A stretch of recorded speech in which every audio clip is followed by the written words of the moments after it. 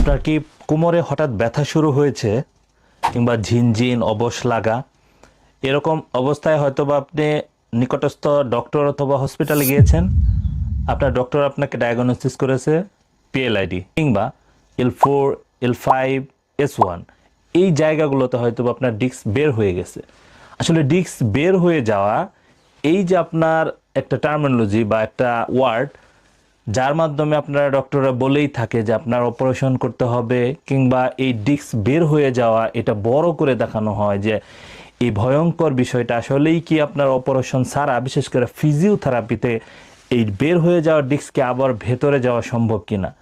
হ্যাঁ, এই বিষয়টা নিয়ে আজকে আমরা স্পষ্ট হব বা ক্লিয়ার করে বলবো। তবে আমার আজকের কথাগুলো কোনো মন গড়া কথা না, এগুলো পুরোটাই থাকবে গবেষণা কিংবা রিসার্চ ভিত্তিক। ডিস্ক বের হয়ে যাওয়া, এবার আসি ডিস্ক বের হয়ে যাওয়া আসলে কি বোঝায় বা এটা বলতে আসলে অনেকেই হয়তো ভীত থাকে বিষয়টা নিয়ে। অনেকে ভাবে হয়তো বা ডিস্ক বের হয়ে শরীর থেকে বের হয়ে গেছে।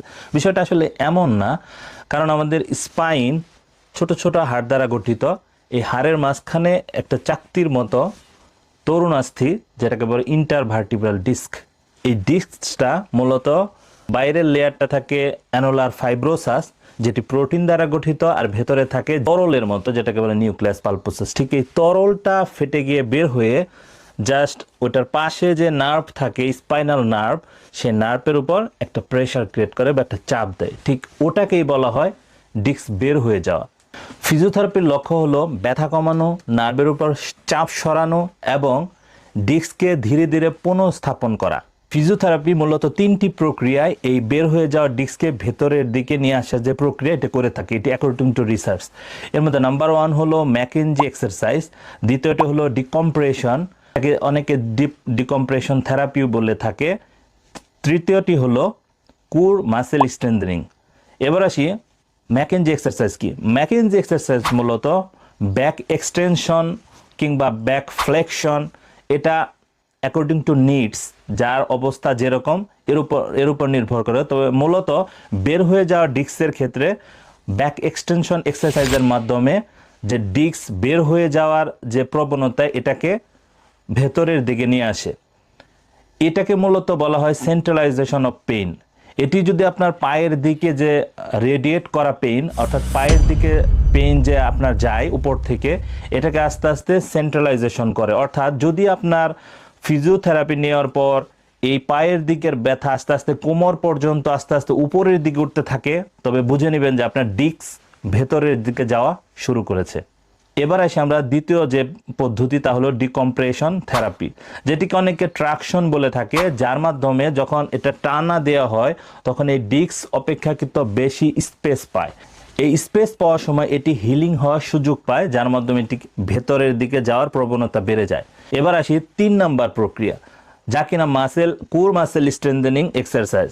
যখন আপনার এই প্রথম দুটি উপায়ে আপনার ডিস্ক ভেতরের দিকে চলে গেল, অর্থাৎ বের হয়ে যাওয়া ডিস্ক যখন ভেতরে চলে গেল, এটিকে ধরে রাখার জন্য 3 নাম্বার প্রক্রিয়াটি দারুণভাবে কাজ করে। এটি হলো আপনার কোর মাসেল স্ট্রেংথ করে আপনার যে বের হয়ে যাওয়ার যে প্রবণতা আপনার ডিস্ককে এটাকে একেবারে স্টেবল করে দেয়। এই পদ্ধতিকেই বলা হয় কোর মাসেল স্ট্রেংথেনিং প্রক্রিয়া। এটি আপনার নির্দিষ্ট মাসেল, বিশেষ করে বাটেক মাসেল কিংবা আপনার hamstring group of muscle, quadriceps group of muscle, এটা আপনার অ্যাকর্ডিং টু নিডস একজন ফিজিওথেরাপি বিশেষজ্ঞ আপনার এই কোর মাসেলগুলোকে আপনার ডেভেলপ করে দিবে। তার মাধ্যমে আপনার এই বের হয়ে যাওয়া ডিস্ক স্ট্যাবিলাইজেশনের ক্ষেত্রে জাদুকরি কাজ করবে। অনেক গবেষণায় দেখা গেছে হার্নিয়েটেড ডিস্কের রোগীরা 60 থেকে 70% রোগী যারা সার্জারি ছাড়াই ফিজিওথেরাপির মাধ্যমে বের হয়ে যাওয়া ডিস্কের যে প্রবণতা এ থেকে মুক্তি পেয়েছে।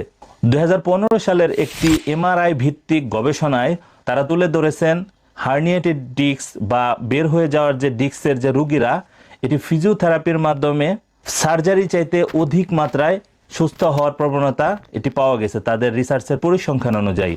এবার আসি আমরা তাহলে কি সিদ্ধান্ত উপনীত হব। সুতরাং এই যে গবেষণা ভিত্তিক যে ডাটা কিংবা পরিসংখ্যান দ্বারা আমাদের যে পূর্বের যে কথাগুলো, এর মাধ্যমে আমরা স্পষ্ট হই যে সার্জারির যে সাকসেস রেট এর চেয়ে ফিজিওথেরাপির সাকসেস রেট অনেক বেশি। এটিকে বলা হয়েছে কিছু কিছু গবেষণায় যে 60 থেকে 70% এরকম বের হয়ে যাওয়া রোগী বা হার্নিয়েটেড ডিস্ক যে রোগী, এরা ফিজিওথেরাপি বা কনজারভেটিভ ট্রিটমেন্টের মাধ্যমে তারা সুস্থ হয়। আমাদের আজকের যে ভিডিওর যে তথ্য, এগুলোর যে গবেষণা ভিত্তিক রেফারেন্স, এটি আমাদের ডেসক্রিপশন বক্সে আপনারা পেয়ে যাবেন। যাদের প্রয়োজন আপনারা দেখতে পারেন। আমাদের এরকম তথ্যবহুল ভিডিও পেতে আমাদের সাথে থাকুন। আপনাদের এই সম্পর্কিত কোনো প্রশ্ন থাকলে আমাদের কমেন্টস বক্সে গিয়ে প্রশ্নটি করতে পারেন। আমরা এর সাধ্যমতো চেষ্টা করব আপনার প্রশ্নের জবাব দিতে। যদি প্রয়োজন হয় তাহলে আপনার প্রশ্নের আলোকে আমরা আবার ভিডিও বানানোর চেষ্টা করব।